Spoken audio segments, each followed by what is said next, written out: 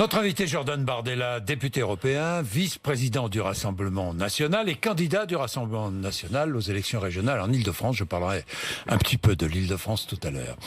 Qu'a dit Emmanuel Macron hier soir? Je n'ai pas reconfiné la France, je n'ai aucun regret, je prends toutes les mesures utiles en temps et en heure, c'est ce qu'il a ajouté. Est-ce que vous demandez ce matin un reconfinement strict devant l'urgence de la situation, notamment dans votre région, l'Île-de-France? Moi, j'ai toujours été extrêmement réticent à l'idée d'un nouveau reconfinement. Le premier confinement au printemps dernier, je veux dire, tout le monde l'a accepté. On n'avait pas de masque, on n'avait pas de test. On connaissait pas une épidémie, un virus qui était nouveau, qui était arrivé en Chine quelques semaines avant, et les informations dont disposaient les médecins étaient extrêmement légères. Maintenant, moi, je crois que le confinement, aujourd'hui, est la solution qu'on met en œuvre lorsqu'on a raté tout le reste. Et que le confinement a aussi des dégâts économiques, sociaux, psychologiques qui sont considérables. J'entendais il y a quelques jours Angèle Consoli, l'une des professeurs du conseil scientifique, interpeller l'opinion sur le fait que en un an, les admissions à l'hôpital pour des motifs psychologiques des enfants de moins de 15 ans avaient augmenté de 80%. Et puis je vois des commerçants, des restaurateurs, des chefs d'entreprise qui aujourd'hui sont au bout du bout de ce qu'ils peuvent mettre, de leur trésorerie. Et donc pour ces raisons, je crois que le reconfinement aurait des conséquences psychologiques, économiques considérables. Donc il va falloir réfléchir à une manière de vivre ensemble avec, et surtout d'accélérer sur la vaccination. Parce que je vais y revenir sur la vaccination. Je vais y revenir. Des mois et des mois d'un reconfinement. La vérité, c'est que ça fait un an que cette épidémie a été gérée de manière totalement chaotique. On a assisté à une décrédibilisation de la parole des experts, des sachants. Vous n'avez pas deux médecins qui vous disent la même chose. Et surtout, au discrédit de la parole publique. Même si le conseil scientifique ne s'est pas trompé, puisque dès le mois de janvier, le conseil scientifique nous disait il y aura une flambée épidémique au mois de mars, mi-mars. Oui, mais souvenez-vous qu'en novembre, on nous indiquait qu'on passerait les 9000 admissions en réa en décembre. Ça n'a pas été le cas, heureusement. Qu'après les fêtes de fin d'année, on nous annonçait un pic épidémique majeur à la mi-janvier, un reconfinement imminent. Ça n'a pas été le cas. Donc je dis juste attention avec cette démocratie des experts. Avant de revenir au vaccin, je dis juste, Monsieur Bourdin, quelque chose qui me semble important. Allez-y. Tout depuis un an a été fait de manière lunaire et en dépit du bon sens. On est passé en quelques mois d'une stratégie qui était tester, tracer, isoler, ça a été un fiasco. Ensuite, on est passé à tester, alerter, protéger, ça a été un fiasco. On est passé à tester, protéger, accompagner, ça a été un fiasco. Ensuite, ils nous ont dit on va faire tester, tracer, vacciner, ça a été un fiasco, il n'y avait pas de vaccin. On est passé il y a quelques semaines, accélérer, simplifier, amplifier, ça a été un fiasco. Et on nous dit maintenant, le Premier ministre nous présente sa nouvelle communication, dedans avec les miens, dehors en citoyen. Et il y a ce côté, si vous voulez, infantilisant, humiliant dans les politiques du gouvernement, dans la communication du gouvernement qui devient insupportable. Parce qu'être pris pour des enfants de 5 ans en permanence, par des incapables et des gens qui ont tout raté depuis le début de cette crise, je crois que c'est profondément humiliant et infantilisant pour des gens qui n'en peuvent plus de ces communications qui visent à prendre les gens pour des enfants de 5 ans, en leur expliquant qu'il faut porter le masque à l'extérieur, en leur expliquant qu'il faut se confiner dehors et puis se confiner à l'intérieur, en leur expliquant qu'ils sont pas assez responsables pour pouvoir fêter Pâques avec un respect des gestes barrières. Et franchement, je trouve ça profondément insupportable et ça exaspère beaucoup nos compatriotes et je crois que ça participe au discrédit entre l'opinion et les dirigeants du pays. Jordan Bardella, est-ce qu'il faut fermer les écoles? Je ne le crois pas. Non, on garde des écoles. Alors, la présidente de la région Île-de-France, Valérie Pécresse, demande d'avancer de 15 jours les vacances scolaires. Je crois que c'est une bonne solution. Voilà, je crois que c'est une bonne solution, mais nous avons toujours été extrêmement réticents à la fermeture des écoles, au niveau national en tout cas. Il peut y avoir par l'analyse des eaux usées, qui est une méthode d'analyse de progression de l'épidémie que nous défendons depuis le début, des mesures qui soient prises au niveau local, à l'échelle d'un EHPAD, à l'échelle d'une école, à l'échelle d'un quartier. C'est ce qui a pu se faire dans un certain nombre d'autres pays, mais je vois que nous avons eu l'un des confinements qui a été les plus drastiques en Europe, avec cette attestation qui n'a ni queue ni tête, où plus personne n'y comprend rien, et aujourd'hui on est dans un entre-deux, si vous voulez, où les pesanteurs sont maximales pour les Français, et probablement que ça ne changera strictement rien. Moi j'ai entendu William Dab. Vous ne voulez pas de reconfinement, alors quelle décision prendriez-vous? Nous sommes dans une crise de capacité hospitalière. Ça fait un an que nous avons, et d'ailleurs l'un des rapports de la Cour des comptes qui vient de sortir salue du moins déplore la gestion calamiteuse du gouvernement et l'état d'impréparation du pays, et rappelle que nous avons aujourd'hui les mêmes capacités hospitalières qu'il y a un an. Où sont les 12 000 lits qui ont été promis par M. Véran au mois de juillet dernier? Elles sont où les augmentations des capacités hospitalières? Est-ce que, s'agissant du privé, est-ce que s'agissant du lien entre l'hôpital public et les cliniques privées, on est allé au bout de ce qu'on pouvait faire et de ce qu'on pouvait déployer? Est-ce que vous savez que les cliniques privées, le privé aujourd'hui en Ile-de-France prend une très large part dans l'hospitalisation des patients Covid, hein? Bien sûr, mais il reste encore une marge de manœuvre. Et surtout, je vais vous dire, lorsque mon département de la Seine-Saint-Denis, qui compte 1 600 000 habitants, a 100 lits de réanimation, vous croyez pas qu'on paye la faiblesse de l'investissement dans l'hôpital, les politiques d'austérité qui ont été menées, et notamment les dizaines de milliers de lits qui ont été supprimés, les 100 000 lits qui ont été supprimés ces 20 dernières années dans l'hôpital? On en paye aujourd'hui le prix, et puis nous payons surtout le Waterloo vaccinal et l'échec de l'Union européenne dans les commandes de vaccins. Justement, on va parler des vaccins. 71% des Français sont favorables à un nouveau report des élections régionales pour des raisons sanitaires. Vous aussi? Les Français, ils sont favorables. Vous aussi? Si on avait la conviction... Oui. Qu'au mois d'octobre, la situation sanitaire serait meilleure. Et si j'avais totale confiance dans le gouvernement, dans leur capacité à accélérer sur la vaccination, je vous dirais oui sans hésiter. Maintenant, je crois que la démocratie et que le débat politique ne doit pas être non plus paralysé par cette épidémie, parce que se posent dans cette crise de véritables questions politiques, de véritables choix politiques. En matière vaccinale, on paye par exemple l'abandon de notre souveraineté. On paye les transferts de compétences toujours plus délirants vers l'Union européenne et vers la Commission européenne. Donc on est dans une période qui est aussi très politique. On paye le sous-investissement à la fois dans la recherche, on a eu l'occasion d'en parler ensemble il y a quelques semaines, et à la fois dans l'hôpital public. Donc je dis qu'il y a des débats politiques aussi sur la sécurité. Donc on garde les régionales?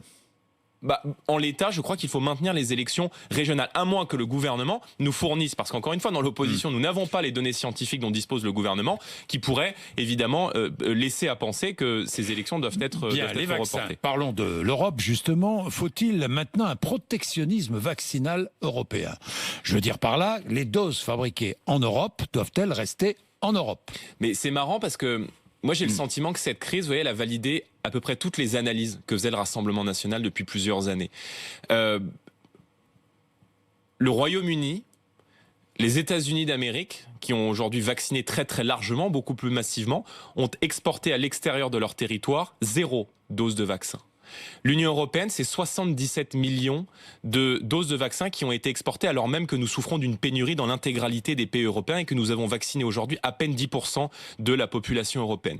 Vous ne croyez pas que les Français qui nous regardent se posent des questions lorsqu'ils entendent par exemple qu'on a exporté plusieurs dizaines de milliers de doses de vaccins vers l'Arabie Saoudite, alors même qu'on peine à avoir des vaccins sur le sol français? Donc évidemment, pour répondre à vos questions, de doses vers la Grande-Bretagne, qu'il faut bloquer les exportations, évidemment que nous devons arrêter maintenant cette espèce de russophobie qui n'a aucun sens et qui vise à exclure totalement le vaccin Sputnik, alors même que l'Allemagne a indiqué que compte tenu des bons résultats scientifiques dont elle disposait sur ce vaccin, elle allait se tourner vers Sputnik. Les autorisations sont en cours et vous savez très bien que le vaccin Sputnik, vous le savez aussi bien que moi, a eu des problèmes de production comme tous les autres vaccins.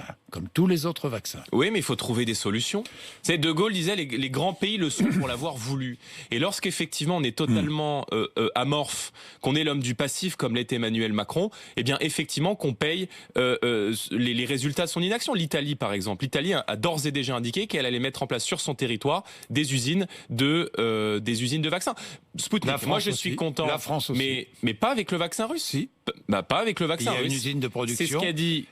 Sanofi a indiqué qu'elle allait essayer de s'adapter aux nouveaux vaccins, à la nouvelle génération de vaccins. Mais en tout cas, M. Breton, qui est le commissaire européen, qui représente les intérêts français, qui sont plutôt les intérêts européens d'ailleurs à la Commission européenne, indiquait qu'avec une certaine forme de condescendance, d'arrogance et d'autosuffisance, que nous n'aurions pas besoin de ce vaccin russe. Donc on voit bien qu'on paye aujourd'hui ce Waterloo vaccinal, que en réalité, chaque vaccin qui n'est pas livré dans notre pays, c'est une entreprise de plus qui probablement va mettre la clé sous la porte. Israël, qui elle non plus n'avait pas produit de vaccin, a pu s'en fournir dans des doses qui étaient respectables et qui a pu ces derniers jours rouvrir massivement ses restaurants, ses lieux publics, ses hypermarchés, ses grandes surfaces et organiser de grands rassemblements sportifs. Jordan Bardella, la dette maintenant, remboursement, cantonnement, annulation de la dette? La dette, c'est d'abord avant tout de la confiance. C'est un rapport de confiance qu'on a avec les grands acteurs de la vie économique, avec les banques, avec les entreprises. On n'annule pas une dette. Voilà, on n'annule pas la dette, on peut annuler la dette d'un pays du tiers-monde, mais on n'annule pas la dette de l'État français, parce que annuler la dette de la France, c'est ouvrir la porte à l'annulation de toute une série d'obligations qui pourraient demain conduire le système bancaire pour se renflouer à venir se servir directement sur les comptes des épargnants, comme ça a été le cas en Grèce ou à Chypre. Donc ça veut dire qu'aujourd'hui, la France emprunte sur les marchés à des taux très bas. Oui. À des taux très bas, grâce à qui? Grâce à quoi? Je vous écoute. Grâce à la banque. Vous me donnez une leçon d'économie, donc grâce à la Banque Centrale Européenne. Grâce à la Banque Centrale Européenne. Et c'est la raison pour laquelle nous souhaitons nous voir appliquer en France ce principe de dette perpétuelle, qui est le principe, pour expliquer très clairement les choses, de dette de guerre qu'on met en place après la guerre et qui consiste à étaler sur 50, 60, 80, 100 ans la dette sans que cela pèse sur la relance et sur les finances publiques. Mais il faut rompre aussi avec ce modèle économique qui nous a conduit à manquer de tout. Moi, je suis content de voir que le président de la République nous parle enfin de souveraineté en matière économique. Il faut faire le patriotisme économique et il faut créer en France les conditions de la relocalisation de nos entreprises par l'abaissement des charges sur les TPE-PME et par évidemment un soutien direct avec des fonds propres aux entreprises. Donc nous rembourserons grâce à la création de richesses. Bien sûr, c'est un potentiel. Bien sûr, et nous croyons. Bien sûr, c'est peut-être utopique, je ne sais pas. Bien sûr, mais je suis content de voir Est-ce que vous êtes favorable à la fin du marché libéral actuel? Je pense que... Vous êtes libéral ou pas? Parce que je ne sais plus où vous situez. Je suis libéral à l'intérieur, protectionniste à l'extérieur. Nous défendons la liberté pour les TPE-PME de pouvoir créer, de pouvoir embaucher avec un minimum de contraintes. On peut être libéral juste en France et pas libéral dans le monde. Moi, je vois que toutes les grandes puissances qui réussissent dans la mondialisation, elles protègent leur économie, elles font du protectionnisme sur des filières stratégiques. Vous voyez, on parle beaucoup de la santé en ce moment. Les médicaments, 95% de nos filières de médicaments ont été délocalisées, sont aujourd'hui fabriqués en Chine. Donc pour ça, il faut évidemment rompre avec les accords de libre-échange qui sont négociés tous azimuts avec l'Union européenne et qui mettent nos TPE-PME en concurrence avec des marchés du monde entier. Donc il faut évidemment être capable de protéger notre économie par du patriotisme économique, de donner par exemple dans la commande publique un avantage direct dans la loi aux entreprises françaises, mais de pouvoir permettre à l'intérieur du marché commun aux entreprises françaises de produire, d'embaucher et de créer avec le moins de normes, le moins de taxes possible. Et ça passera aussi probablement dans le cadre de la présidentielle par un débat sur les droits de succession qu'il faut aujourd'hui, je crois, réformer et débat sur les droits de succession, alléger. Puisque vous parlez de la présidentielle, retraite à 60 ans toujours avec 40 années d'annuité. À 40 annuités pleines. Pas d'augmentation d'impôts, on est bien d'accord. Pas d'augmentation d'impôts. Il va falloir trouver des solutions pour rembourser avec tout ça. Il y en a des économies à faire. Quelle est la réforme fiscale? Alors, parce que Marine Le Pen parle beaucoup de réforme fiscale, quelle est la réforme fiscale que Marine Le Pen mettrait en place si elle était élue présidente de la République? Mais ce serait l'une de mes premières mesures, bien sûr, mais Marine Le Pen aura l'occasion de présenter son programme. Elle aura ce sera un programme évidemment de paix fiscale parce qu'elle dit ce serait l'une de mes premières mesures. Fiscalité, mais viendra le temps du programme où elle parlera. Je vais pas faire le présidentiel avant la présidentielle. En tout cas, je vais vous dire, il y a une chose est sûre, c'est que nous allons faire des économies dans les mauvaises dépenses de l'État. Voilà, des économies sur la fraude sociale, des économies sur la fraude fiscale, des économies sur le coût considérable de l'immigration dans notre pays. Parce que vous voyez, pendant qu'on demande des économies toujours aux mêmes, il y a encore, par exemple, les soins gratuits qui sont donnés à des gens qui viennent dans notre pays sans condition de nationalité, sans condition de ressources et sans condition de travail, d'assimilation. Donc nous instaurons notamment un délai de carence pour que, en réalité, les fruits de la solidarité nationale aillent d'abord à nos aînés, à nos retraités, à la petite enfance et en somme à nos compatriotes d'abord. Bien, parlons de Marine Le Pen. Marine Le Pen sera donc candidate à la présidence de la République. Est-ce que Marine Le Pen va abandonner la présidence du Rassemblement national? La 5e République veut que lorsqu'on est candidat à l'élection présidentielle, on n'est pas le chef d'un parti, on est la candidate, le ou la candidate du Rassemblement. Donc elle a eu l'occasion de s'exprimer sur ce sujet, elle sera probablement amenée à quitter la présidence du Rassemblement national, probablement après l'été, à l'aube de la campagne présidentielle qui démarrera probablement en septembre prochain. Et vous serez président. Et c'est elle qui le décidera. En tout cas, je serai à ses côtés pour mener cette bataille. Nous avons des sondages aujourd'hui qui nous placent très très haut, à près de 48% au second tour de l'élection présidentielle face à Emmanuel Macron, ce qui veut dire que la victoire est possible, que la victoire est crédible, qu'on est probablement dans le contexte que l'était le général de Gaulle en 1958, où après 15 ans de gouvernance des partis... C'est marrant ces allusions permanentes à de Gaulle aujourd'hui, de votre part. Parce que pour construire l'avenir, il faut bien connaître son histoire. Oui, il faut bien connaître son histoire, il faut bien connaître aussi ceux qui ont voulu assassiner de Gaulle. Et Et qui ont côtoyé reconnais... politiquement, politiquement certains fondateurs du Front National. Oui, il y avait aussi à la création du Front National Monsieur Bidault, qui était le successeur de Monsieur Moulin à la tête de la Résistance. On oublie souvent de le dire. Il y a eu aussi un président, Monsieur Mitterrand, qui a reçu la francisque des mains du maréchal Pétain, qui était la plus haute distinction du régime de Vichy. Donc vous voyez bien, Monsieur Bourdin, que l'histoire est complexe et que moi je ne fais pas de la politique dans le rétroviseur. Je préfère penser à 2050 plutôt qu'à 1940. Et une chose est sûre, c'est que nous mettrons en place une union nationale. Voilà, nous dépasserons le clivage gauche-droite et que nous tendons la main aujourd'hui à tous. Alors justement, à tous les électeurs de gauche comme de droite qui veulent construire l'alternance. Une partie de la gauche préfère Marine Le Pen à Emmanuel Macron. Je pense qu'il y a toute une partie de la gauche qui est attachée aux principes républicains. Quelle gauche ? Et à la laïcité. Quelle gauche ? Bon, pas la gauche. La gauche de la France insoumise. Pas la gauche de Monsieur Mélenchon, pas la gauche de Monsieur Jadot, mais probablement un électorat, probablement des électeurs de gauche qui ne se reconnaissent plus dans les partis aujourd'hui actuels, qui ne comprennent pas toute une partie de la gauche soit aujourd'hui atteinte par le syndrome de Stockholm. Voilà, par une certaine forme d'islamo-gauchisme et qui préfèrent défendre les intérêts parfois de puissances étrangères ou d'idéologies qui nous ont déclaré une guerre à la fois politique, idéologique, comme ça a été le cas par exemple d'Europe Écologie Les Verts à Strasbourg, qui a accordé une subvention à une mosquée qui est aux mains des islamistes radicaux, des miligorus, c'est-à-dire aux mains de la Turquie d'Erdogan, et qui sera la plus grande mosquée d'Europe. Donc nos concitoyens sont heureux et ont été heureux, et je dis ça avec ironie, d'apprendre qu'avec leurs impôts, ils allaient financer la plus grande mosquée d'Europe à Strasbourg. Vous croyez à la volonté de l'ingérence de la Turquie dans la présidentielle de 2022, comme le dit Emmanuel Macron ? Je pense que Recep Tayyip Erdogan est une menace pour l'Europe et un danger pour la France. Donc vous rejoignez le président de la République ? Oui, je le rejoins. Je vous rappelle ce qu'avait déclaré M. Erdogan il y a quelques années. Il a dit « Les minarets seront nos baïonnettes, les mosquées nos casernes et les croyants seront nos soldats ». Et qu'au-delà du débat administratif, juridique qu'on peut avoir sur la mosquée de Strasbourg, j'ai vu que M. Darmanin allait attaquer le délibéré devant les instances judiciaires, et il a raison de le faire, mais au-delà de ça, il y a un débat historique, civilisationnel derrière. Et M. Erdogan est en tout cas aujourd'hui dans une stratégie d'agression, d'agressivité, d'abord à l'égard des frontières européennes. Je vous rappelle qu'il a fait du chantage migratoire en Grèce, qu'il a soumis la Grèce à un chantage migratoire insupportable et insoutenable il y a quelques mois, qu'il a menacé d'ouvrir le feu sur des frégates et sur des navires de l'armée française en mer Égée il y a quelques mois, puisque c'était cet été, qu'il finance un peu partout en France par l'intermédiaire des miligorus une stratégie d'influence à l'égard d'un islam politique radicaux, des miligorus, qui est une des fédérations qui a refusé par exemple de signer la charte de la laïcité.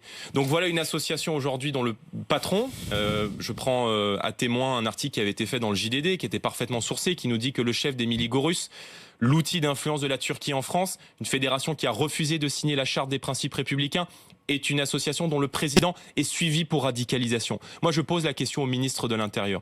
Lorsqu'on a une association qui se revendique de l'islam politique, qui refuse de signer une charte dans laquelle il est dit clairement que les principes républicains sont supérieurs aux lois islamiques, pourquoi cette association n'est pas dissoute ? Pourquoi est-ce qu'on n'engage pas la fermeture des 70 mosquées radicales qui sont aujourd'hui aux mains des miligorus ? Enfin, je veux dire, on n'est plus faible à l'égard de l'islam politique que ne le sont certains pays musulmans eux-mêmes. Je vous rappelle par exemple que les miligorus sont considérés en Allemagne comme une organisation islamiste radicale.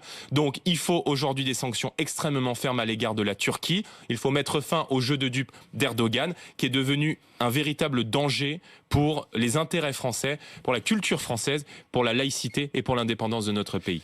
Une dernière question sur la Coupe du Monde 2022 au Qatar. 6500 morts sur les chantiers de la Coupe du Monde de foot au Qatar. Vous avez vu les protestations des Norvégiens, les protestations des Allemands, des footballeurs norvégiens, des footballeurs allemands. Est-ce qu'il faut boycotter cette Coupe du Monde ?